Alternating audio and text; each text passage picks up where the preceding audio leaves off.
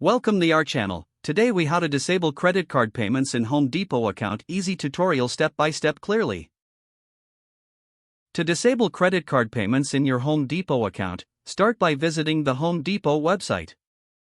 Log into your account using your username and password.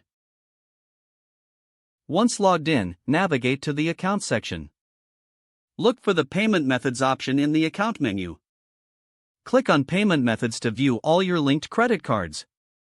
Identify the credit card you wish to disable for payments. Next, locate the option to remove or deactivate this card. Click on the Remove or Deactivate button next to the selected card. A confirmation prompt may appear asking if you are sure you want to proceed. Confirm your choice to disable the credit card. Once completed, you should see a notification indicating the card has been removed. You can now navigate back to your account homepage or log out if you are finished. If you face any issues during this process, consider reaching out to Home Depot customer support for assistance. If the page does not load, refresh the browser or try again in a private or incognito window. Make sure you are using the correct email address, then retype it carefully to avoid small typos.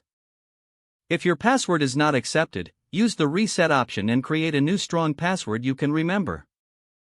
Check your spam folder for verification or security emails, then complete any requested confirmation steps.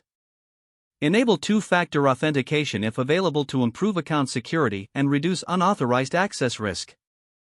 After signing in, review your profile details so your contact information and settings are accurate and current.